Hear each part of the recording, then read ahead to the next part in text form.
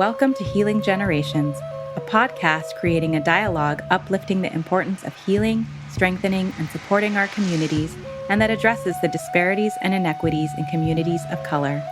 Healing Generations is brought to you by the Healing Generations Institute, a collaborative initiative of the National Compadres Network and the Brotherhood of Elders. Be sure to subscribe to stay up to date on our new releases. Hello and welcome. My name is Alejandro Ozuna and I'm one of the co-hosts of the youth portion of the Healing Generations podcast. I hope everyone's having a good day, night, evening, whatever's happening for you. Today we're going to be doing things a little differently and highlight one of my personal favorite episodes that we recorded so far. This episode we interviewed my brother Miguel Ozuna, and we get to hear a little bit about his story of healing through art, his life with NCN, his experiences with Joven Noble, and how he's breaking the cycles of his family's generational traumas. As always, thank you for listening. You can check us out on Instagram at La Cultura Cura and on Facebook at National Compadres Network, and I hope you enjoy. Welcome to the Healing Generations podcast. My name is Alejandro Ozuna, and I will be your host for today's podcast. You are currently tuning in to the youth-led portion of the Healing Generations podcast, where today we will dive deep into the healing journey through the power of art and his personal experience with fatherhood and raising a daughter in today's generation. I am very excited to welcome our guest for today, my very own brother, Miguel Ozuna. Miguel Ozuna is a photographer, father, husband, brother, and son who has a passion for being a modern time traveler, freezing time so that it can be relived by anyone who chooses. Miguel was originally born in Los Angeles, California, but moved to San Jose at the age of 6. He has a bachelor's in fine arts and digital photography from Arizona State University with the plans of pursuing a master's of fine arts in digital photography. Photography has been a source of peace and healing for Miguel, and he hopes that his photography is able to bring the same to anyone who lays their eyes on it. Welcome. I'm very excited to be interviewing my own brother. How you doing today? I'm doing good. Thank you. Thank you for having me. I don't think I've ever heard anybody else read that. It took me some time to write it, and I wrote it with the intent of wanting it for my website, but to have it spoken out was kind of surreal. Thank you for having me. And I mean, I listen to every single podcast. I do facilitate the delivery from where y'all do it to Emilio edits to then being able to post it on social media so that it can be highlighted with all of our folks. So it's unique and interesting to be here. Thank you. Thank you. So you already said you've listened to all the podcasts, so you know how we start this off. The little conocimiento. Who are you? What do you want to share with us? What's your role in NCN? Go ahead. Ooh, yeah, no, I can. Well, my name is Miguel Fernando Ozuna. I am a father to Juliana Marie. I am a husband to Jasmine, my high school sweetheart. I am a photographer, a creative soul. I strive to become a Renaissance man like my grandpa was, Ronald Barons. I work at National Compadres Network as our communication specialist, which means I spend a lot of time on social media. I get to be on Instagram, Facebook, Twitter, and TikTok sometimes with the intent of delivering the beautiful work happening at National Compadres Network. I am our unapologetic cheerleader who will always lift us up and tell the world what we're doing, even if we're not really wanting to do that. We, meaning maestros and maestras, I'm here to shout them out. And I also do some graphic design. I do photography. I intersect the photography that I do myself with the work that I do here and videography. Wanting to get into videography a lot more documentary style. Storytelling is really what my passion is. So I am also a brother to Alejandro, Ileana, Felicia, Serena, and Daniela. I have a blended family. My father and my mother had me when they were young. My birth mom had me when they were young. And I'm a son to Mario and Blasa. Those are my mom and dad. That's who I really lift up. And I also shout out my birth mom, Veronica, because without her, I wouldn't be here. I think that's who I am. If I had to really say, I think I hit everything. Yeah. Yeah. No, yeah. I mean, I'm excited. You pointed out in your conocimiento a lot of stuff that we're going to be talking about today, like your photography, your work with NCN, being a kid to a teen dad, etc. I mean, I remember during last week's training, you came in and we had been hearing about you all week. And when you came in, literally all the kids were like, "Oh, that's the son Mario's been talking about." So they were all super excited to see you and hear you and get to be with you in person. But no, yeah, talking more about like the work. Obviously, Dad's been doing this work for a while, but I want to talk more about your experience personally with NCN and who you are in NCN. How did you get connected? Like, how did you separate yourself from the title of Mario's son to just being Miguel Ozuna in NCN? Mm, wow. How did I separate myself? I don't think that I've ever been able to fully separate myself, and I don't try to. Our dad, Mario, has a really big shadow. Not only because he's 6'3", but he does a lot of beautiful work all over the country, and he's known all over the place. And it's kind of crazy, right, to walk into a situation like last week where you're seeing these youth and these participants, and everyone's like, "Oh, you're his son you talk about." And one, that was the first time I acknowledged that I experienced that moment with another sibling of mine in the room, and it's kind of, I expect the conversation to shift or the narrative to shift the older we get, and I imagine it has. Dad has added a lot to what he talks about, but I think I am reminded of how important, not important, that's not the right word, but like how much he talks about us all, which I think happens anywhere. But within that, in 2017, I was working at T-Mobile, and then T-Mobile stopped out, and I stopped going there, working there, and I decided I was going to go back to school and essentially start over. So I started school in 2017 as a freshman. I was a 25-year-old freshman, I think. I don't even know if that's the right age, but maybe 24-year-old. Moral of the story, I was old. Everybody was young. And so I started over, and then I needed a job because I needed something consistent. And it was around the time that they announced this position, this communication specialist position, which, to be honest, I wasn't really aware of what that entailed, but I knew it had to do with social media. And I knew that at T-Mobile, I had begun a charge to get us active on Twitter. That was one of my like roles and responsibilities. And so I took that, and I knew I was a photographer, and I wanted the main way to promote yourself is through social media. So I kind of just jumped in, and there was this position. I applied. I actually got the job. They were like, "It's yours."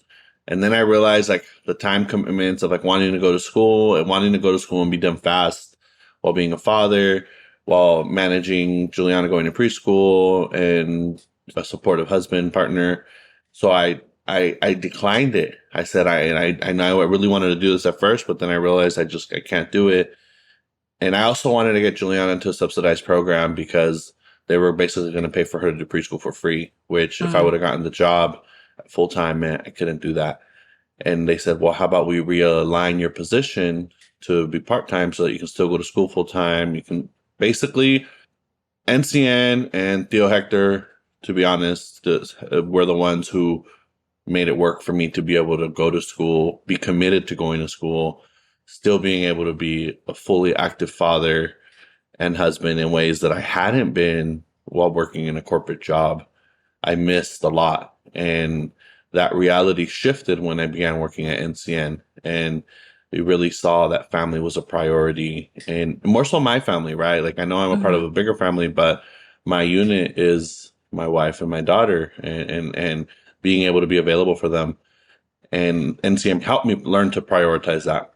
And so with that, it's kind of, I went from part-time, then I went to, I got a little bit more hours, and now I'm full-time. I mean, since I graduated, I've been full-time, and it's been really awesome because I'm able to cultivate a lot of what I want to do, the storytelling that I want to do, and allow that to come to life through the social media that we're doing and the presence, right? Because social media is a glance. If you find out about someone, I mean, I don't know about you, but the first thing I do is I look up their social media and see what kind of presence they have. And if they don't have one, then I'm kind of like, who is this person? Which is the first thing a lot of people do. And I'm a firm believer that if someone doesn't know us and they're going to hear about us, they're going to look at our social media and they're going to make their judgments, right? So we have 5 seconds to make a good impression. And the hope is that the moment they look at our page, they're able to get a good impression, and then they want more. They want to find out more. They see, but all of that is where I'm at kind of now in the last 5 years. But I really got connected to the work in my participation of one of the curriculums that we run, which is Joven Noble. I am a Joven Noble graduate. I think I must have graduated from the program at least 15 to 20 times. It's a 12-week program. I first started as a participant. I was getting a little bit of trouble, so my dad started taking me to group. And then it turned into also where I would take the bus there after school because it was just an easier stop than going home being by myself. And fun fact, I also met my wife at group. She was in the girls group. I was in the boys group. So Jasmine is my high school sweetheart. But that's not why I stayed connected. I definitely, I started as a participant and then became a youth leader.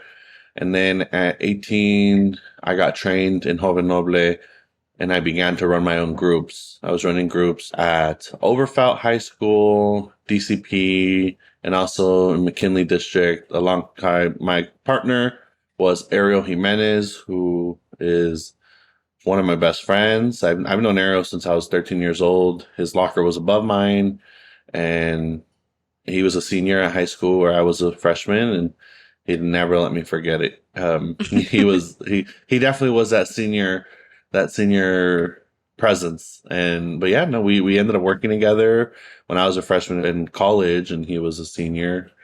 And yeah, the rest is kind of history. That kind of started it. And when it came to applying to this job, they asked me, I think what they liked was that I was already aware of the work. So I was able to come in and help and be aware of the work and the language and be able to show that. So it was a blend of like creativity with also knowing what NCN is and what it means to be a person of your word or live your life with the values that are associated with NCN. Thank you. I mean, I was really excited when I got permission to have you on the podcast because of how long you've been in with NCN and just, having your own experience with Joven Noble and the teachings that come with it.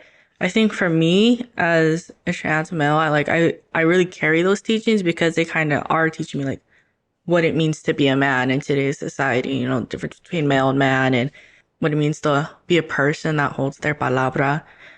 So yeah, I think these teachings are super important. I think your work with NCN is super important. I don't think we'd have a social media life if it wasn't for you. So definitely props to you. I always shout you out in our trainings because our dad forgets to. I remember in last training, he's like, everyone, go follow our Instagram and Facebook when you were here. But he never said what it was. So this is my little shout out. Want to go follow us on Instagram as La Cultura Cura and Twitter. And I'm pretty sure Facebook is National Compadres Network. So go follow us. And we're going to go into our next question, which, kind of goes off of what we were previously talking about with NCN and like the teachings and what's like one teaching that you want to highlight that you feel like really resonates with you and you could walk with in your journey of healing? Because we know it's a never ending journey. I think that I had a pretty unique journey in that I was a participant, a youth leader, then I was running group. And then I experienced this moment in life where I realized I don't have what it takes to run group right now because where I was in life, I felt like very much like a hypocrite. I was telling the youth to live their life one way, but I was living my life a completely different way. And so I actually stopped. I quit and was like, I'm not going to do this anymore. And I know that at the time, our dad was my boss and he was not very happy with me, but I stopped just because I felt like I wasn't in the right place. And then I found that I was going to be a father. And I remember the day where Jasmine texted me a photo of her pregnancy test. And I was like, what? And I had like a weird day of processing. And then I remember waking up the next day and just being like, that's it. I have to turn my life around upside down, I really do feel that Juliana was my saving grace. She was my angel, right? Like someone sent her to me and was like, you need to be able to be the best father possible. And in order to be the best father, you need to be the best husband, best partner. And I think that with that journey, in order to be all of those things, I needed to be the best me. And I've learned that I'm not perfect, that it's not going to happen overnight. I learned that if I mess up today, I have tomorrow to be better, hopefully be better, right? But I do strive every day to live the best life possible. And I think that those are the teachings that I took away, right? Like I really do at the core root of it feel that I live my life as best as possible to be a man of palabra, to keep my word, to not do anything to hurt others, to be a positive role model for others, and to take responsibility for my actions. And I also say that knowing that it's taken me some time to be able to live in that way. And I think that I am also reminded, not necessarily to the work of NCN, but within Joven Noble, right? Working, being in Joven Noble at Maxa, there was always this phrase that always stuck out to me was that integrity is fundamental to our identity. And I remember for a long time, I was like, what does this even mean? Like, why do we have it on shirts? Like, and then I realized that what it means is really being the same person, no matter where I'm at, no matter who you are, no matter who sees you, you're going to live the same exact way. And you're going to be true to yourself. I think integrity is true to yourself and your word is the way I see it. And I think that is reflective of the values you live by. If I'm living one way when I close the door, but I go outside and I'm living another way, that's not okay. So I do my best to try to do that. And I know I'm not perfect, but I think that those values really, and I remember the day, like there was one random day where it just like their light bulb just clicked. And then I was like, oh, so that's what it's meant, and I think they say that, right? They say I remember being Joven Noble and being told, like, you might hear this and it might not mean anything, but one day it's going to mean something. And I remember that moment. And then suddenly I was like, okay, we need to switch our gears. We need to get on point. And I think that was also representative of just like, even after I was like, okay, I need to be a better person, but I was still making mistakes. I was still not making the best decisions. And then it was like, okay, you need to get on, you need to fix this. And I think that's kind of what has stuck with me. For sure. I mean, thank you for sharing all that. I mean, I feel honored and blessed to be your brother and like have a front row seat to a lot of your healing journey. And I know it's still very real for you, that it's still happening. And I mean, even in the past like 2-3 years, I've seen you grown so much in yourself. And it's so cool to be able to like see you just like thrive and be happy. And I see you with my niece, and I think you're such like an amazing dad, because I remember how you were with me and Nana when we were younger, and you were just constantly there for us and lifting us up. And I mean, for me at least, when I came out, you were one of my big inspirations of what it means to be a man and what it means to be someone that carries your palabra. So I want to thank you for that. But I mean, you kind of went into it in the sense of your healing journey and what that looks like. And you keep promoting your photography, but I do want to say before the photography, there was art, and you were a kick butt artist. I mean, I remember at that old center, we had the mural you made, and we had even Nana had that big old painting in her room of the heart that you made for her. And it's something that like, I remember you for when I was younger. So I want to ask you, like, in your healing journey, and I feel like something people don't talk about a lot, because we always talk about like all the mental stuff that comes with it, but the stuff you create with your hands, people forget can be really healing as well. So I want to ask you, like, how has art impacted your healing journey? I think art has always had a special place in my heart.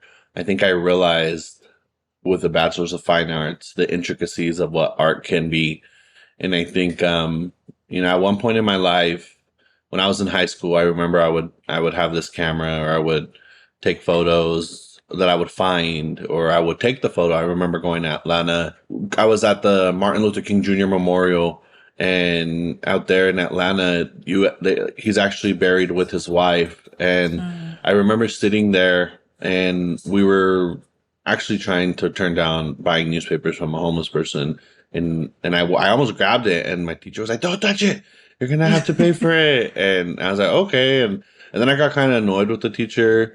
So I walked away, and then I looked behind me, and where Martin Luther King Jr. is buried, there's like this huge waterfall kind of like fountain, and Mhm. there was like layers to it, right? So as an artist, I sat there and I was like, wow, this is a beautiful moment, because on each of the stairs or layers, there was one person like sitting down, and they were kind of just looking at it.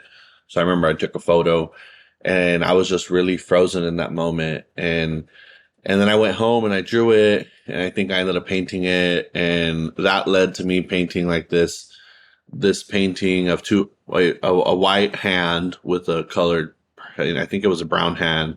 And they were, doing a fist of like unity. And that went on to be sold at some auction that Bellarmine had.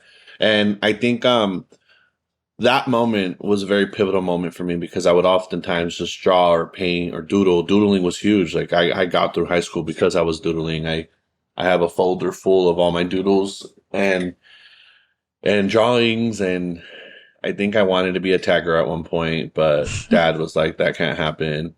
And that is why I collect Sharpies now, because I could never use Sharpies. And, but I think that art really helped me. When you would draw, you would enter a world that it was just you and that drawing in that moment. I don't think I was ever a really good technical drawer or artist. I was very abstract. I was very wild in the way I would paint or the way I would draw. And I remember that my art teacher would always say that I was taming the demons inside of me, right? Like, it's like, he's like, you have something going on in your mind, and when you draw and paint, you're letting it out. You're relaxing it. And he would always lift me up. Shout out to Mr. P, who is still painting on the streets of San Jose. But I think because of that moment in Atlanta, one day I remember, and then I kind of stopped drawing, and I would paint or draw here and there. I still do. If I am in a training or if I'm in a meeting, I will very often end up drawing and doodling.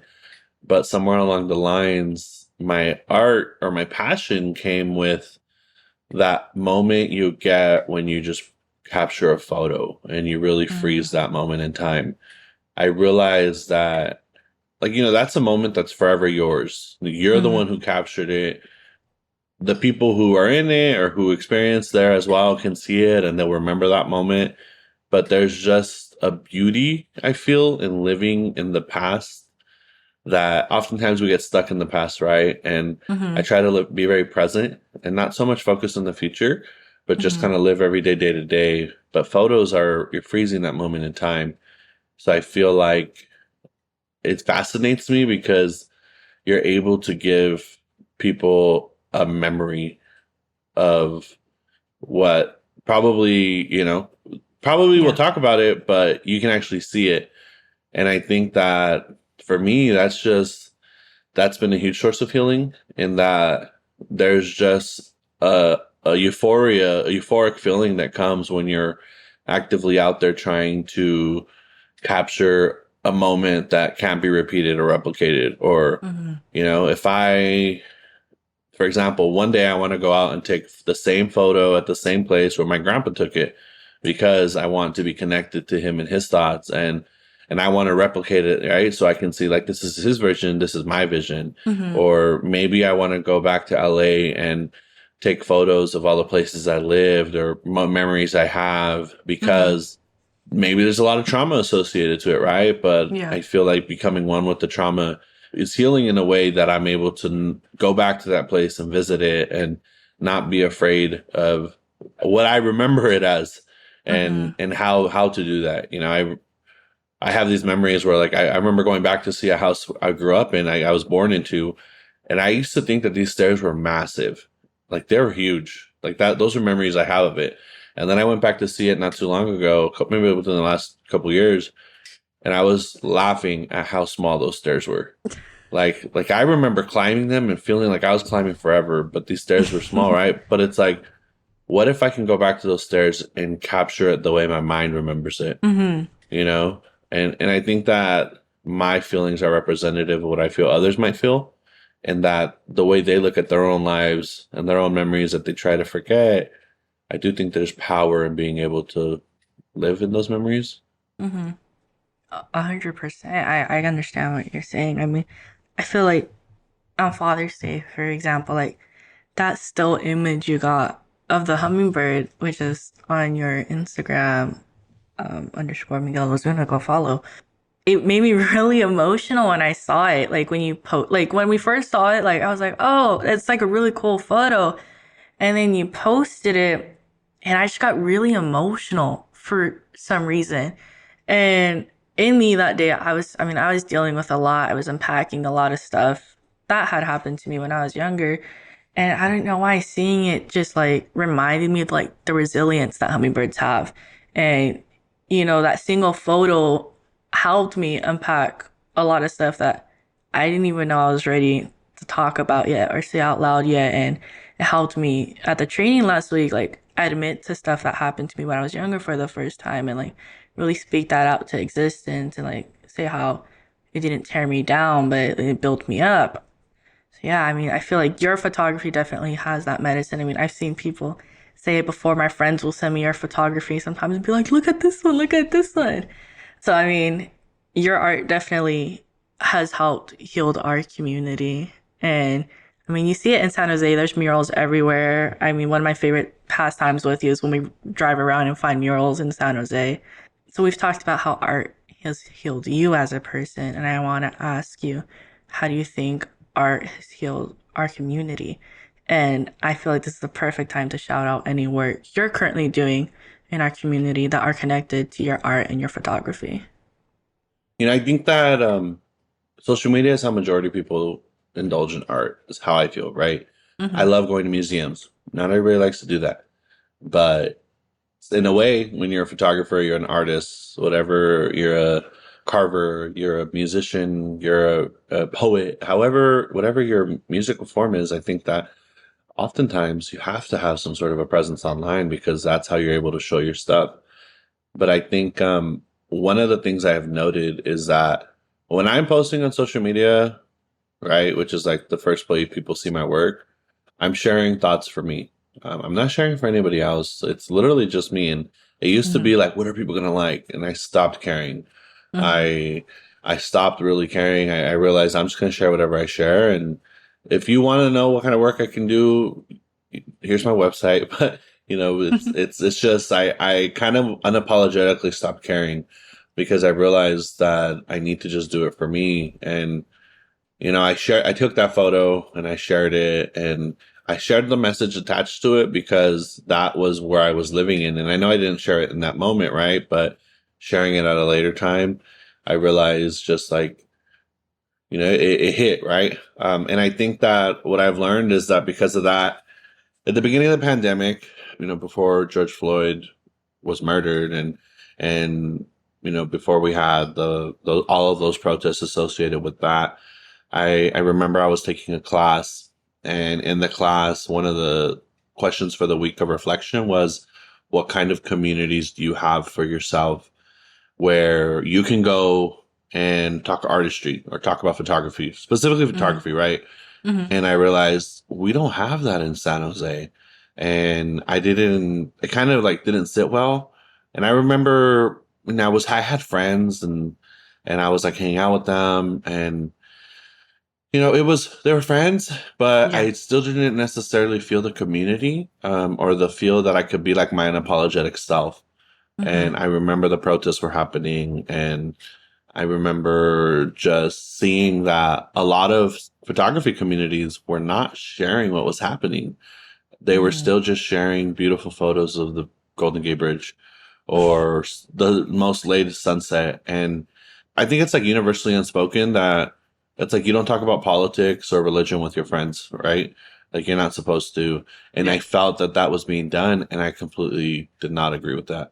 And so I decided to create this account called SJ Shooters, which in my mind was going to uplift the beauty of San Jose, being that San Jose is my home. And I wanted to uplift the work that was being done in the community, and specifically through the lens of photographers.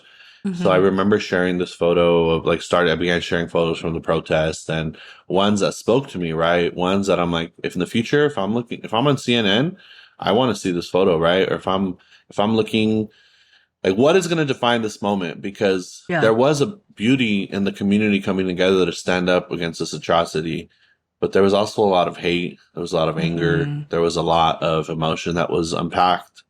And so in doing that, started this account called SJ Shooters, which just it is in my mind a museum of photography from San Jose. And if you ever want to know like what's going on in San Jose, just go look up SJ Shooters, and I do my best to share that. And I actually got funding through the Silicon Valley Community Foundation to pay photographers, photojournalists to go into the community and document the people of San Jose. So what we actually spent the last year doing is we entered the community and we documented people that identified within the demographics of the LGBTQIA plus community, people impacted with COVID, women empowerment, the AAPI community, Black excellence, artists and healing, and street vendors. And at the time that I created the grant, like the project outline, those were the 7 main headlines that were circulating the Twitter sphere, right? Like, this is what people were talking about. So when we did that, we showed like, how can we stop AAPI hate? Like, let's show why the AAPI community is beautiful. Why are LGBTQIA plus people? Why are they more than just their queerness or that identity? And, documenting them for that reason, which you'll probably hear this too late, but it is currently on display at Nirvana Soul, and shout out Nirvana Soul for what they do for the community. But yeah, I think that project and that space and that community that I kind of, I felt I wanted it, and I've seen that so many other people have said they wanted it as well. And that's specifically speaking with regards to photography. But I think that artists and such, like, just seeing the need for it is, I think this last component of the project that we did was like artists and healing and seeing why they do what they do. And just the feeling that you get when you see someone else's art, right? Like, those conversations you have with yourself in your mind that really allow you to get lost in that moment. I mean, yeah. I love the whole idea. Like, when you brought it up to me the first time, I was really excited for you because I feel like it is really something like you could put your all into and just create so much beautiness. And I love SJ Shooters as a whole because I feel like anyone who doesn't live in San Jose, like, looks at it as like this gross place for some reason, which growing up there, I thought it was the prettiest place ever. Like, I preferred it over SF for a long time. And then I moved to Gilroy, and I'm talking to like coworkers about, oh, I'm from San Jose. And they're like, ew, you're from San Jose. And so I think it was just a reality check that like not everyone sees the beauty in it. And I feel like SJ Shooters really perfectly captures how beautiful it is. So yeah, if it's not too late, go check out the exhibit at Nirvana Soul. Support local community shops like Nirvana Soul. And I know there's that coffee shop that's open by Latinos. What is it called, Mickey? Con Azúcar. There you go. Yeah, it's also just support local Con businesses. Azúcar doesn't know, but I'm coming for them too. Trying to get an exhibit in there. Watch out. But no, yeah, I mean, you kind of touched based on it. Like, there's a lot of stuff happening in today's world that, it's kind of uncomfortable for most to talk about. I mean, we just got past a law that really takes away rights from a lot of women today. And, it sets us back like 50 something years. And we're also getting talks about LGBTQ plus people getting their rights taken away that they literally just got less than 7 years ago. And I know you, a father of a daughter, it must be surreal for you to kind of see all of this happening. Like, as much beauty as like her next generation is bringing into this world, our generations are kind of ruining it. So, I mean, how does it feel to have like that constant battle of trying to protect and like create that bubble, but also like just seeing a lot of hatred around her? How does it feel to you? And like, any words of advice for people who are raising young daughters in this world? Well, solution is leave America. No. I don't think that's the solution. I think that's the easy way out, right? Like being inundated with these TikTok reviews of people in England and in New Zealand and Canada and Mexico. Like a lot of people all over the world right now are taking this moment to talk about why their country is better than America. And I think that it's very infatuating to just up and leave and go somewhere else, right? Clean the slate. It's like, I don't know what it is, but you know that toy where you just draw, and when you're over the drawing, you shake it and it's empty. Like, I think that is, well, to be honest, that's on my cards. Like, that's on the table for us, right? Like, what's keeping us here is our family, my grandma, our other family, like, you know, like the people that we don't want to leave, right? But I think that as a father in today's society, it's kind of hard. It's very frustrating to pause and think about the lack of a balanced community that Juliana is growing into, right?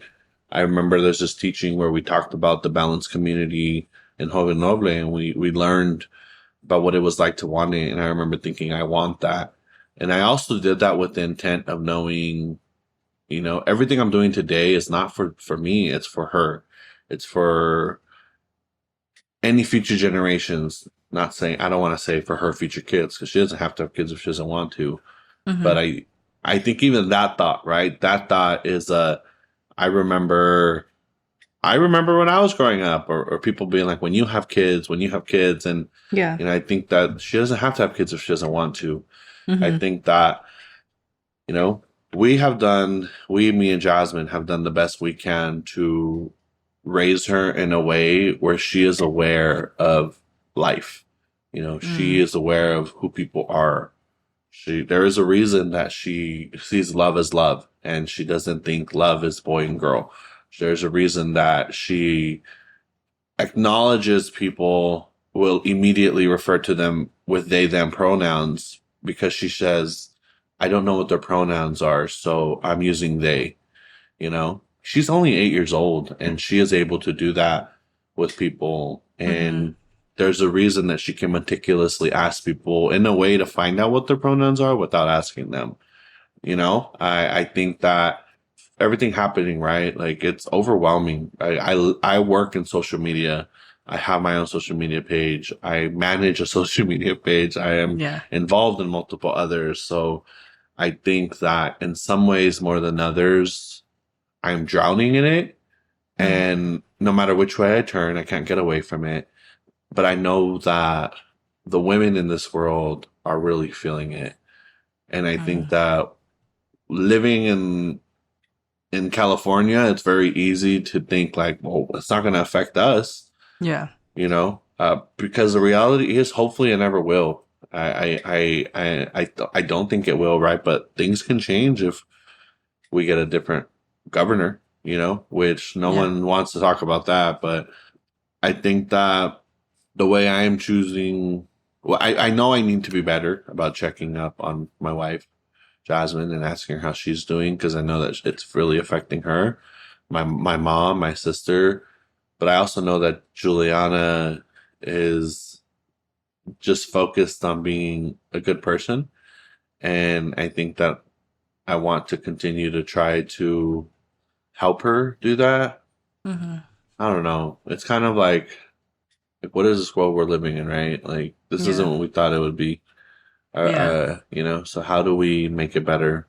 Yeah, I mean, your daughter definitely is a sign of hope for me and our future generations. I mean, I remember when I came out to her, and like the only thing she was worried about was if I wasn't going to be in her life anymore. And like, it wasn't a matter of like, oh, you're a boy now. It's a matter of like, you're still my uncle though, right? Like, you're still going to love on me the same way. I think like she just has such a big heart, and she's just so outgoing with her opinions that I know she'll have no problem checking people in the future and, you know, being the next generation of warriors.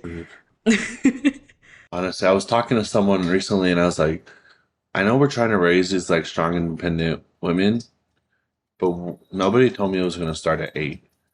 Like, like she has choices. She has, like, and that's great, right? Like I'm all for it, right? She knows what she wants, and we will continue to allow her to have her voice. And I will never. I watched TikTok the other day where this dad was talking about how like his daughter's really hyper, she's really rambunctious and loud, and that sometimes he'll be like, they'll be in public, and he's like, like calm down, or whatever.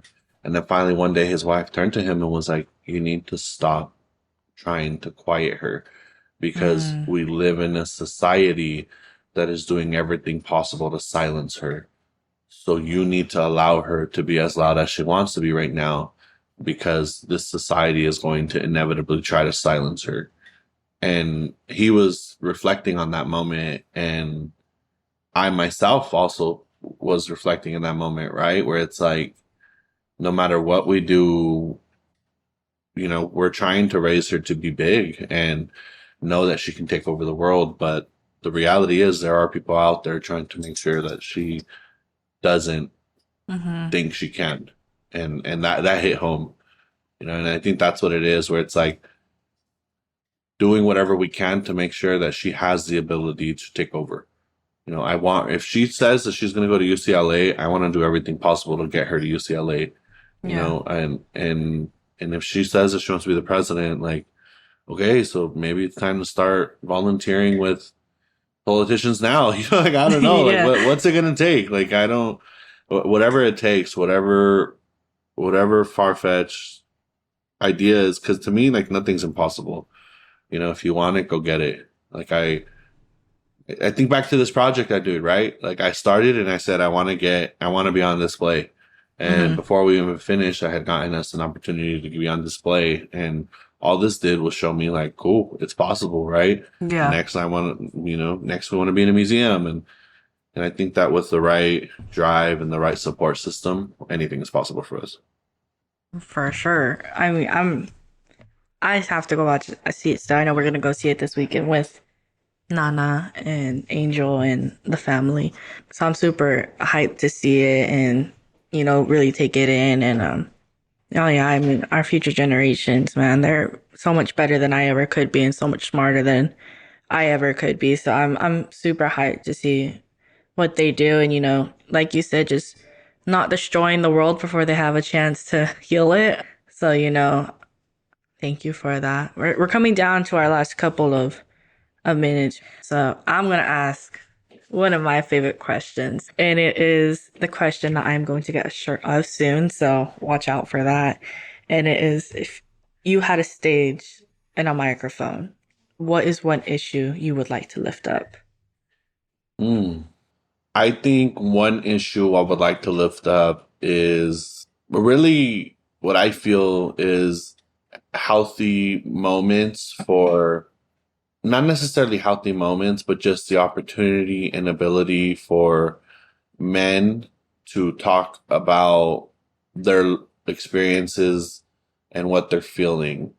I think that I have very often felt that men, specifically men who are survivors of sexual assault, don't talk about it, or they don't have the room or space to talk about that. And as a survivor myself, I have oftentimes felt that if I'm in a room and I talk about my own experiences with sexual assault, it can be a bomb. And in my own healing journey, I sometimes do that unapologetically and I just move on. But I think that if we're given a space to talk about our experiences, such as those who are survivors or those who have feelings and are able to learn how to heal in a sober way without needing to drink or do drugs to deal with it, I definitely see that as being the best way to truthfully and honestly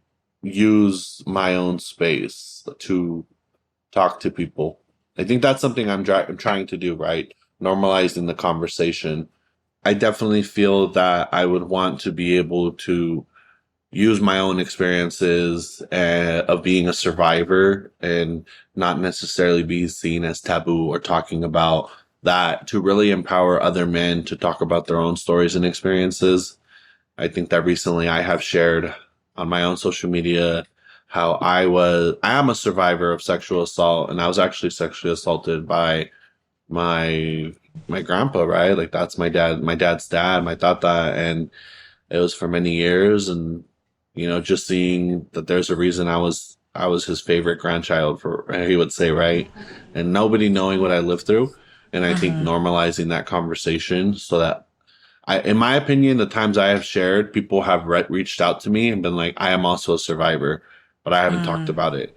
And I wish that we could normalize those conversations, because I do think that there's a lot of people, and I think everybody needs to talk about it, right? But as a man myself and wanting to live the best life I can for my daughter, I know that my healing has been fundamental and imperative to be able to be the best father I can. So that's what I would lift up. Definitely. I think that's a big issue to lift up, and it's a very heavy issue to lift up in the sense that it's just something that like people genuinely don't want to discuss, and a lot of men view themselves as weak for it happening to them. And I just want to say thank you for sharing your story and your experience, and you really do give those people a place to open up to you and be like, I'm also a survivor, and it just shows a lot of courage on your end. And I'm proud of you for still smiling to this day, because I mean that's something I always say. I feel like if you could smile at the end of the day, no matter what you've been through, you're truly like one of the strongest people I know. So we're coming down, like I said, to our last couple of minutes. So I have one last question for you, and it is, what advice do you have for our next generation, your daughter, even me, our cousins? Like, what advice could you give us to, help us keep smiling at the end of the day, and in a world that's full of such ugliness, find the beautiful picture in it? Man, the best advice I would give is learn from yesterday, live for today, and hope for tomorrow. Mm, That's a quote I remember hearing, and it really hit home, right? Because I think that oftentimes we get stuck in what our experiences are, and I think we live them because they define us for who we are. And I think that because of that, we need to live every day to the fullest and to the best of your mm, abilities. And I think when you hope for tomorrow, like you don't know if tomorrow's guaranteed, but if you're doing everything possible to live your today and live in the moment, hopefully tomorrow will be what it needs to be. It'll be good, and I think that that's the best advice I could pass on, because I'm gonna figure it out. That's what I tell people, right? Like I don't know how I'm gonna do this, but I'm gonna figure it out, and I might not ask for help, but I know that I'll be able to do it, and and I know that there's always someone I can call if I need help with something, and I will, right? Like I have a friend, right, Juan. He always tells me like, dude, you know someone for everything, and I try the best I can to just be fully versatile in that way and be able to meet people. And I will forever stop and talk to someone random in the street because there's something about them, right? And then maybe one day they'll remember me, I'll remember them, and we'll reach out to them. But yeah. I don't know. I just think live in the moment, and I think with that though is just be happy. If at the very least you woke up, at the very Mm, least you get to breathe, you get to enjoy the day. I am guilty of sometimes not being happy, or sometimes not allowing that to be. But when you finally get out of bed, you brush your teeth, you wash your face, like just like breathe it in, soak it up, and go try to make today a good day, or get something you need done, right? Like don't get stuck. Try not to get stuck. thank you. Hmm. Wow, that was a very powerful answer. Um, it's something that I myself struggle with, and it's just being thankful every day for the little blessings that we have. I remember when I first started Circulo, one of the first things I was told was like, even if you find a matching pair of socks, which is something that never happens to me, be grateful for it and like use it as your little happiness. Stop shaking your head, Miki, okay? But no, yeah, so definitely thank you for that. I'm going to ask if you have any last closing remarks before we close up here. Go ahead, drop your socials, promote yourself. this is the time to do it? Well, yeah, I mean, if you're on this, you're listening, and you're interested to see some of my own work, you can follow me on Instagram at _Miguel Ozuna. And if you want to see some of the projects I'm involved in, you can follow me, the community, not me, right? At sj.shooters on Instagram. And if you aren't already following NCN and the work we're doing, which you'll see a little bit of me represented in all of it, but really just the community and us as a whole, follow us at la.cultura.cura and see how we try to become better people every day. But thank you for having me. Thank you for listening if you got this far. And yeah. Thank you so much for tuning in to the Healing Generations podcast, the youth-led version. I'm very grateful to have had the honor and opportunity of interviewing my very own big brother. I'm thankful for my co-host, Ariel Jimenez, who is not here right now because he's currently doing work in our community at our local high school district, just trying to make the world a better place with our teachers. Thank you to Emilio for always doing this for us. Again, we release episodes every Tuesday, and I hope you all have a blessed day. Drink water, eat food, and thank you. For more information about Healing Generations and the Healing Generations Institute, visit nationalcompadresnetwork.org and be sure to subscribe to stay up to date with our new releases.